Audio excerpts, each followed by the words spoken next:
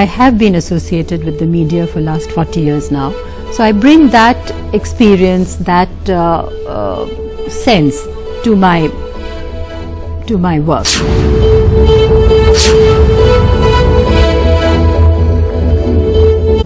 व्यक्ति, कला, साहित्य, संगीत, शिक्षा, सामाजिक समस्याओं के समाधान और आपके नए विचार, नई दृष्टि इवनिंग लाइव शो द्वारा हर रोज 5 से 6 DD1 पर। Welcome back. आप देख रहे हैं आपका अपना शो इवनिंग लाइव शो, यानी हर तरह स्ट्रेस, तनाव और परेशानी और इससे किस तरह से निजात पाई जाए, ये है एक अहम बात। और अगर आज के दौर के स्ट्रेस की, टेंशन की बात की जाए तो वो है एग्जामिनेशन फीवर। 1 तारीख से बोर्ड की परीक्षाएं होने वाली हैं शुरू, और इससे जुड़ा हुआ यानी स्ट्रेस से किस तरह से मुक्त हुआ जाए और कैसे ये जो बिल्कुल एकदम समय आ गई है, आखिरी वक्त आ गया है, इसमें किस तरह से काउंटडाउन तैयारी की जाए, इसके बारे में यदि कोई भी सवाल आपके जहन में हो, प्रश्न हो आपके दिमाग में, तो आप फोन कर सकते हैं अभी इसी समय। स्टूडियो का नंबर बता दें। जी हाँ, बिल्कुल, हमारे स्टूडियो का नंबर आप नोट कर लीजिए आपकी स्क्रीन पर 230-97532। और अगर आप दिल्ली के बाहर से या मोबाइल फोन से डायल करना चाहते हैं तो 011 लगाना मत भूलिएगा। और इस टॉपिक पर चर्चा करने के लिए आज हमारे साथ स्टूडियो में मौजूद हैं 2 खास मेहमान। हमारे साथ हैं शिखा कपूर जी, जो कि एजुकेशनल काउंसलर हैं, और इसके अलावा हमारे साथ हैं इंद्रजीत जी, जो कि एजुकेशनिस्ट हैं। आप दोनों का बहुत बहुत स्वागत है। Thank you, welcome to our show. और आज है 20 तारीख। इंद्रजीत जी, आप ही से बातचीत का सिलसिला शुरू करते हैं। 1 मार्च एग्जाम को बहुत थोड़ा समय, ऐसे में किस तरह की प्रिपरेशन होनी चाहिए, क्योंकि प्रिपरेशन तो सारी हो चुकी है, अब रिविजन का जो टाइम है, ये फास्ट ट्रैक रिवीजन कैसे कराएं? अपर्णा, ऐसा है कि अब तक जो स्टूडेंट है वो बहुत सारे एग्जाम में अपीयर हो चुके हैं, बहुत सारे क्लास टेस्ट, बहुत सारे वीकली टेस्ट, टर्मिनल और प्री बोर्ड्स में भी वो अपीयर हो चुका है। अब वो बहुत अच्छे से जान गया है कि उसका वीक एरिया क्या है, उसके वीक टॉपिक्स क्या है। अब उसके पास कुछ भी नया पढ़ने का टाइम नहीं है, और देखा जाए तो एक विषय में उसके पास मुश्किल से 1.5 दिन आता है। बिल्कुल। और ऐसे में उसको सिर्फ सैंपल पेपर सॉल्व करने हैं, और एनसीईआरटी की जो बुक्स हैं उसी के ऊपर उसने कंसंट्रेट करना है, क्योंकि जो टॉपिक्स हैं वो सिर्फ एनसीईआरटी की बुक्स में से ही लिए जाते हैं। जब एग्जामिनर को पेपर बनाने को दिया जाता है तो अब टॉपिक्स के लिए उसके सामने सिर्फ एनसीईआरटी की ही बुक्स होती हैं। इसलिए जितना ज्यादा हो सके वो सैंपल पेपर में से सॉल्व करे, और जो वीक एरियाज हैं उनके लिए सिर्फ वो कुछ नई किताब जो है वो कंसल्ट कर सकता है। और शिखा जी, ये तो बात हुई किस तरह से उन्हें अटेंड करना है, किस तरह से तैयारी करनी है फाइनली। लेकिन अगर प्रेशर की बात करें, बहुत प्रेशर होता है, एग्जाम शुरू होने वाले हैं, उसका ही प्रेशर बच्चों पर बहुत ज्यादा रहता है, तो उसे डील करने के लिए उन्हें क्या करना चाहिए? सिर्फ फर्स्ट प्रेशर होता है, स्ट्रेस होता है बच्चे को कि कॉन्सिक्वेंसेस ज्यादा देखता है, जो पढ़ रहे हैं कि रिजल्ट मेरा क्या होगा, रिजल्ट से उनके थॉट फीलिंग्स नेगेटिव आ जाती हैं। सो इसमें इसकी नेगेटिव फीलिंग्स को ऑब्स्ट्रक्ट करना है, डिस्ट्रैक्ट करना है, पॉजिटिव थिंकिंग ज्यादा लाना है। पॉजिटिव थिंकिंग से आपको एंथुजियाज्म आएगा, and you can have a proper time schedule आप बनाइए उसके लिए। और बेसिकली एक्यूरेट इंफॉर्मेशन लीजिए, जैसे इन्होंने कहा कि based on NCERT books take more of test, sample test papers ज्यादा करें। और स्ट्रेस लेने से फिजिकली प्रॉब्लम ज्यादा होगी, मेंटली तो होगी, एंड रिलैक्सिंग, थोड़ा सा रिलैक्स करें अपने आप को। रिलैक्स करना अपने आप को बहुत ज्यादा जरूरी है, लेकिन रिलैक्स बच्चा खासकर तब कैसे रहे इंद्रजीत जी, जब मैथ्स का पेपर सामने हो, बच्चा मैथ्स में हमेशा अच्छा नहीं परफॉर्म करता है और उसको ये लगे कि मुझे कुछ नहीं आता। कई बार बच्चों के साथ ये होता है कि एग्जामिनेशन के टाइम पे वो बिल्कुल ब्लैंक हो जाता है। ऐसी सिचुएशन में किस तरह से उसको अपने आप को ठीक रखना है और क्वेश्चन पेपर को पढ़ के किस तरह से रिएक्ट करना? जब एग्जाम शुरू होता है, अब तो जो गवर्नमेंट है उसने बच्चों के लिए 15 मिनट बढ़ा दिए हैं, और मैं यहाँ पे बताना चाहूंगी कि जो 15 मिनट बढ़ाए गए हैं वो सिर्फ इसीलिए बढ़ाए गए हैं ताकि जो बच्चों के ऊपर स्ट्रेस है वो कम हो सके। और उस 15 मिनट के अंदर बच्चे को बहुत अच्छे से पूरे क्वेश्चन पेपर को पढ़ना होता है। क्वेश्चन पेपर को पढ़ने के बाद उसने अपने क्वेश्चन पेपर में से जो उसका फ्रेंड क्वेश्चन है उसको निकालना होता है। जो फ्रेंड क्वेश्चन है सबसे पहले उसको अपने फ्रेंड क्वेश्चन को सॉल्व करना है, और वो तभी हो पाएगा, मैं वापस आती हूँ उस समय में जब वो आजकल प्रैक्टिस कर रहे हैं जी। और जितनी ज्यादा उसने अपने घर में सैंपल पेपर की प्रैक्टिस की होगी। और पर ना यहाँ पे मैं एक बात को और ऐड करना चाहूंगी कि 10:30 से लेकर 1:30 बजे तक का समय रहता है बोर्ड एग्जाम्स का दिल्ली में, और वो जो प्रैक्टिस करता है उसी समय सीमा के अंदर वो सबसे ज्यादा प्रैक्टिस करे, ताकि उसकी जो बॉडी है, उसका जो ब्रेन है, उसको उस समय का और उस वातावरण का अभ्यास हो जाए। और जिस पेन का भी वो इस्तेमाल करता है, मैं बताना चाहूंगी कि वो भी बहुत इंपॉर्टेंट है। बार बार अपने पेन की क्वालिटी को भी वो चेंज नहीं करे, जो उसकी ग्रिप है वो सोनल है इंद्रजीत जी हमारे साथ दिल्ली से, उनके सवाल को सुनते हैं। हेलो। यस मैम, मेरा ये क्वेश्चन है कि एसएसटी की जो रिवीजन है हिस्ट्री में, तो उसके लिए हमें कैसे रिवीजन करनी चाहिए, मतलब शेड्यूल एक बार बता दीजिए। एसएसटी की पूछ अपन ना एसएसटी में अब बहुत इजी कर दिया एनसीईआरटी ने, कुछ मार्क्स का प्रोजेक्ट बनवा दिया गया है। बार बार इसी बात का ध्यान रखा गया कि बच्चों के ऊपर जो स्ट्रेस है वो कम से कम हो। और एसएसटी में भी स्टूडेंट को इस बात का ध्यान रखना है कि जो सिलेबस है उसका डिवीजन इस तरह से किया होता है कि कितने कितने मार्क्स हर चैप्टर के हिस्से आते हैं, ये बच्चे के पास सिलेबस में नोट होगा। और हर एनसीईआरटी की बुक के बिगनिंग में भी दिया होता है कि ये चैप्टर इतने मार्क्स का आएगा, ये चैप्टर इतने मार्क्स का आएगा। जो चैप्टर इजी है या जो चैप्टर ज्यादा से ज्यादा मार्क्स स्कोरिंग है, सबसे पहले बच्चे को उन चैप्टर के ऊपर कंसंट्रेट करना है। जो चैप्टर टफ है और उनके मार्क्स कम आने हैं, मींस जो उनकी मैक्सिमम मार्क्स हैं वो कम है, तो उस चैप्टर को वो बाद में भी कर सकता है। वो किसी से समझ के, किसी की हेल्प लेके अपने वो वाले चैप्टर्स की प्रॉब्लम्स को सॉल्व कर सकते हैं। जी। और शिखा जी, अगर बात की जाए यहाँ पर कि बच्चों को, जैसे अभी एक सवाल, पहले हम मैथ्स की बात कर रहे थे, अभी सवाल आया एसएसटी का, तो बच्चों के दिमाग में एक चीज होती है कि ये वाला जो सब्जेक्ट है ये मुझे बहुत मुश्किल लगता है, दिमाग में उस सब्जेक्ट को लेकर एक टेंशन होती है। तो क्या इस टेंशन से निपटने के लिए, कि उसे लगे कि मैं एक ऐसा सब्जेक्ट है इसमें मैं नहीं कर पाऊंगा, उससे निपटने के लिए क्या करना चाहिए उसे या उसके पेरेंट्स को? जैसे हिस्ट्री एक सब्जेक्ट है, बहुत इलेबोरेटिव सब्जेक्ट है, उसमें द बेस्ट वे इज, एक टेक्निक होता है mind power study techniques, brain control करता है ये चीजें, डिफरेंट माइंड थॉट्स आते हैं, उसमें इनको एक पैटर्न फॉर्म करना है, ऑफ कोडिंग कहते हैं, और बेसिकली पॉइंट्स को ज्यादा हाईलाइट करना होता है। इवन इन एग्जाम्स, इनको जैसे हिस्ट्री का पेपर दे रहे हैं, एसएसटी का, इनको पॉइंट्स को ज्यादा हाईलाइट करना है और उसी को, पॉइंट्स को याद करके उसी का इलेबोरेशन करना है। तो उससे ये होगा। और राइम फॉर्म कर सकते हैं तो उसको राइम फॉर्म में करें, क्योंकि एक कोडिंग टेक्निक होती है 3 R's की, वो होता है रिकॉल, रिट्राइव एंड रिव्यू। और उसको बार बार रिट्राइव करने के लिए उसका रिवीजन बहुत नेसेसरी है, क्योंकि और 24 आवर्स कहते हैं कि it is a tested thing कि 82% of your memory if you don't revise is lost. So 24 hours में आपको रिवीजन बहुत जरूरी करनी है। एक चैप्टर आप करते हैं, उसको गिव 10 मिनट्स उसको रिवाइज करने, यानी कि रिवीजन बहुत जरूरी है। और इस वक्त हमारे साथ एक और कॉलर हैं, प्रवीण दिल्ली से, वो अपना सवाल पूछना चाहते हैं। प्रवीण जी, पूछिए अपना सवाल।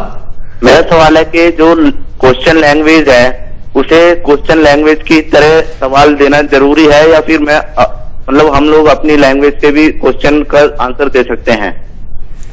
ये शायद ये पूछना चाहते हैं कि जिस तरीके से उन्होंने आंसर पढ़ा हुआ है, जिस लैंग्वेज में उन्होंने याद किया है, उसी लैंग्वेज में देना है या अपने तरीके से? शायद जैसे मैंने पहले भी कहा, कोडिंग करे और पॉइंट्स को हाईलाइट करे। पॉइंट्स को हाईलाइट करना बहुत जरूरी है, क्योंकि पॉइंट्स हाईलाइट करें, उनको अंडरलाइन करें, क्योंकि बेसिकली आपके पॉइंट्स देखा जाता है। और एनसीईआरटी लैंग्वेज तो थोड़ी लिखनी पड़ती है, सीबीएसई। लेकिन कई बार बच्चों को प्रॉब्लम आती है, जैसे अब एसएसटी की अगर बात चल गई है तो क्वेश्चन को समझने में, क्योंकि एक बच्चे ने क्वेश्चन को एक तरह से पढ़ा है, उसके आंसर को याद कर लिया, क्वेश्चन को पढ़ लिया, याद कर लिया, समझ लिया, वो क्वेश्चन कई बार किसी और तरह से फॉर्म करके भी आ जाता है, जिसमें बच्चा कई बार कंफ्यूज हो जाता है। इसमें बच्चे को क्या करना चाहिए? इसमें बच्चे को अपना तभी सॉल्व हो पाएगी ये प्रॉब्लम जब बच्चा उस क्वेश्चन को अच्छे से समझेगा और कहीं ना कहीं उस क्वेश्चन में कुछ ना कुछ ऐसा हिंट जरूर दिया होता है जिससे कि जो एवरेज बच्चा है वो उस क्वेश्चन को समझ पाए। जी। उस क्वेश्चन को अगर वो 2 बार पढ़ता है, 3 बार पढ़ता है, तो उसको जरूर वो सॉल्व करना है, इस बात में कोई शक नहीं है। और जैसा कि मैंने भी आपको बताया कि उसको अपना फ्रेंड क्वेश्चन ढूंढना है, और जब अपना फ्रेंड क्वेश्चन सॉल्व कर लेता है तो उसका जो कॉन्फिडेंस लेवल है वो इंक्रीज होता जाता है। और जब एकदम से पहले वो क्वेश्चन पेपर देखता है तो हर बच्चा डर जाता है, उसको लगता है कि ये क्या है। हमारे साथ कॉलर है लाइन पर, संतोष है दिल्ली से। संतोष यस मैम। जी पूछे सवाल। मैम जैसे कि मैं क्वेश्चन करता हूँ, एक दिन पहले मैथ्स के सम सॉल्व करता हूँ तो उसके अगले दिन मुझे प्रॉब्लम्स होने लग जाती है, बाकायदा मुझे फॉर्मूले लर्न होते हैं, फिर भी मुझे प्रॉब्लम आती है, ऐसा क्यों मैम? एक दिन, जैसे मैंने पहले भी कहा, रिवीजन इज वेरी नेसेसरी। इसमें होता है बेसिकली बच्चे रोट मेमोरी पे ज्यादा विश्वास करते हैं, रट्टाफिकेशन में। तो याद करके मतलब उसको समझना बहुत जरूरी है। और सीबीएसई ने अभी हॉट्स करके है, हाई ऑर्डर थिंकिंग स्किल्स के क्वेश्चंस इस बार आएंगे 15%। और इसमें है कि आपके अंदर से क्वेश्चंस आएंगे, क्रिटिकल और एनालिटिकल टाइप के क्वेश्चंस आएंगे। तो इसलिए एक चैप्टर को अंदर से पढ़ना बहुत जरूरी है अब, क्योंकि वेरी वेरी शॉर्ट क्वेश्चंस भी आएंगे। तो ये सब पैराग्राफ के अंदर से आएंगे। और इंद्रजीत जी, अगर ये क्या कहा जाए कि अब तैयारी पूरी हो गई है, अब एग्जाम है, सुबह बस जाके अब एग्जाम देना है, तो कौन से ऐसे तरीके हैं, कौन से ऐसे टिप्स आप बच्चों को देना चाहेंगी कि अगर उतनी नॉलेज उस लड़के को भी है और दूसरे स्टूडेंट को भी उतनी नॉलेज है, तो वो किस तरह से पेपर को अटेम्प्ट करे कि उसके ज्यादा नंबर मिले? क्या इसके भी कुछ तरीके हैं? तो जिंदर, ऐसा है कि जब आप पेपर चेक कर रहे होते हैं, कि जैसा कि मैंने कई सालों में अपने इस चेकिंग के दौरान देखा, ये बच्चे को अभी से अभ्यास करना चाहिए कि वो एग्जामिनर से नंबर ले सके। इसके लिए जैसे कि जो शॉर्ट आंसर है, हर शॉर्ट आंसर के बाद में उसको एक एक लाइन छोड़नी चाहिए, क्योंकि हर शॉर्ट आंसर का अलग अलग नंबर दिया जाता है और उन सबका टोटल करके अंत में लिखा जाता है। हर शॉर्ट आंसर के बाद एक लाइन छोड़े, हर लॉन्ग आंसर के बाद 3 लाइनें छोड़े, और क्वेश्चन लिखने की कोई जरूरत नहीं है। उसको सिर्फ क्वेश्चन का जो नंबर है वो लिखे, और चाहे तो जो स्टूडेंट है अपना क्वेश्चन का हेडिंग लिख सकता है। और इस बात का ध्यान रखे कि वो अपने पेपर में बहुत ज्यादा कटाई नहीं करे। अगर कुछ काटना पड़ जाता है तो सिर्फ छोटी सी 2 लाइनें डालकर उसको काटा जा सकता है। और समय सीमा का ध्यान रखें, शब्दों का ध्यान रखें, कितने शब्दों में वो अपने प्रश्न को अपने एग्जामिनर के सामने पेश कर रहा है। अगर छोटा प्रश्न है, फॉर एग्जाम्पल 1 नंबर का है, तो उसको चाहिए कि अपने आंसर को 2 या 3 लाइनों से ज्यादा नहीं लिखे। इससे जो एग्जामिनर है उसको टू दी पॉइंट आंसर मिलते हैं, और एग्जामिनर बहुत कंफर्टेबली जब पेपर चेक करता है तो इसमें कोई शक नहीं है कि वो नंबर देने में कंजूसी नहीं करेगा। बिल्कुल। और यदि हम बात करें घर के माहौल की और पेरेंट्स की एक प्रेशर की, तो पेरेंट्स इस प्रेशर को कैसे हैंडल करें कि उनका बच्चा बोर्ड दे रहा है? पेरेंट्स को इस समय बहुत कोऑपरेटिव और सपोर्ट देना चाहिए बच्चे को, और उस पे ओवर एक्सपेक्टेशंस नहीं करनी चाहिए, क्योंकि हर बच्चे को, हर माँ बाप को अपने बच्चे की काबिलियत पता है। तो हाई अचीवर्स और लो अचीवर्स में ज्यादा प्रॉब्लम आती है, क्योंकि एक पेरेंट सोचता है कि इसके 90% आए, 95% आए, एंड कंपटीशन है, सोसाइटी है, और अगर नहीं आए तो क्या होगा। तो कॉन्सिक्वेंसेस पे ज्यादा ध्यान रहते हैं। और बेसिकली एज अ काउंसलर देखा गया है कि पेरेंट नैगिंग से भी बच्चा बहुत स्ट्रेस होता है।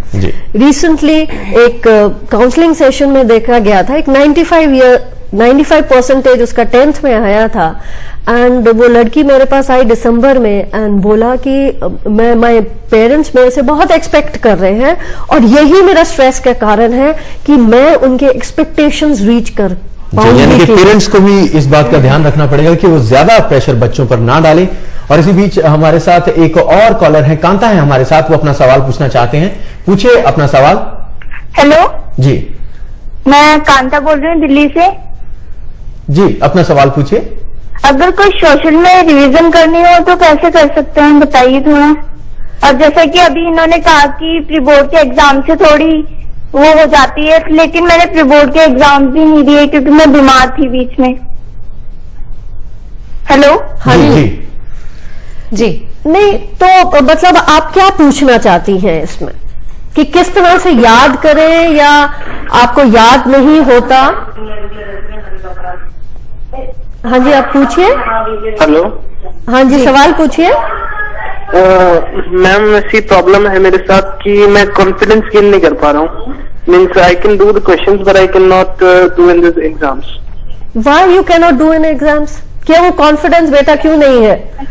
मैम मुझे खुद नहीं पता कि पता नहीं, मैं एग्जाम्स में नहीं कर पाता। Otherwise I am preparing for IIT JEE।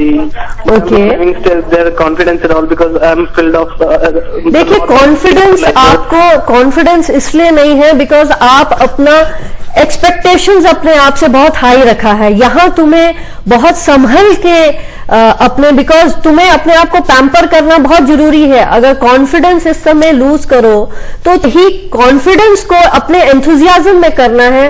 Proper time schedules करो और टाइम शेड्यूल के हिसाब से अपना देखो कि कितना चैप्टर्स कर रहे हो, देन रिवॉर्ड योरसेल्फ। जी, give a pat to yourself, yes I have done this.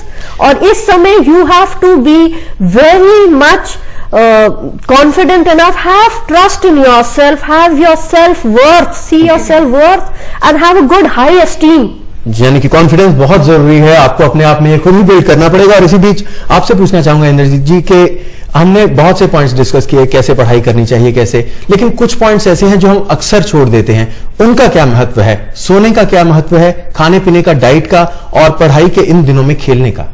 मैं इन प्रश्नों के उत्तर के साथ मिस कपूर की एक बात में ऐड करना चाहूंगी कि जैसे हम बच्चों को बोर्ड एग्जाम का एक हवा उनके सामने रख देते हैं कि बोर्ड एग्जाम है, बोर्ड एग्जाम है, तो मैं ये कहना चाहूंगी कि बेटा बोर्ड एग्जाम तो है, पर फर्क सिर्फ इतना है कि इस बार आप अपने स्कूल में बैठ के पेपर नहीं दे रहे हैं, सिर्फ स्कूल बदला जा रहा है, सिलेबस वही होगा, पढ़ाई वही होगी, सब कुछ वही होगा, सिर्फ आपका स्कूल बदला जाएगा। मैं आपके प्रश्न का उत्तर देती हूँ तजिंदर, कि जो खाना है बच्चे को सुबह सुबह पेरेंट्स को चाहिए कि कार्बोहाइड्रेट्स नहीं दें।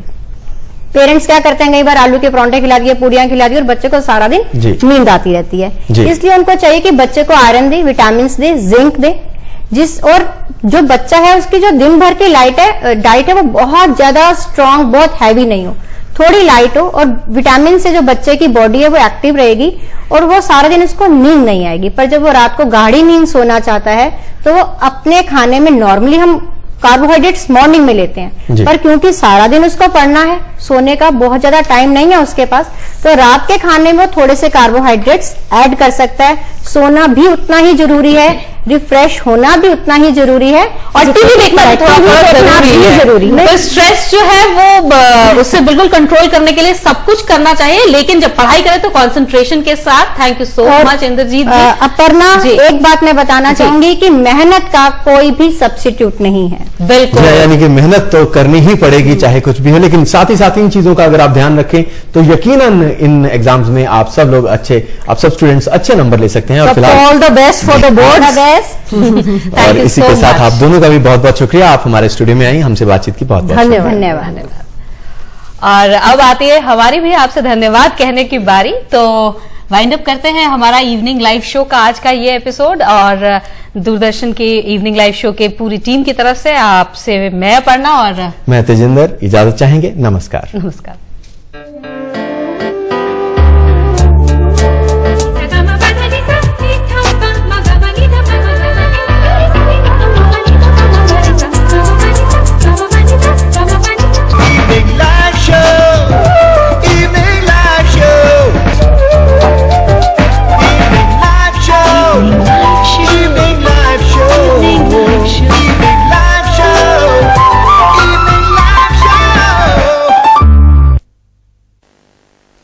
आइए आपको गुमशुदा व्यक्तियों से संबंधित जानकारी दे दें। ये तस्वीर है प्रियंका जायसवाल की, उम्र 13.5 साल, कद 5 फुट, रंगी हुआ।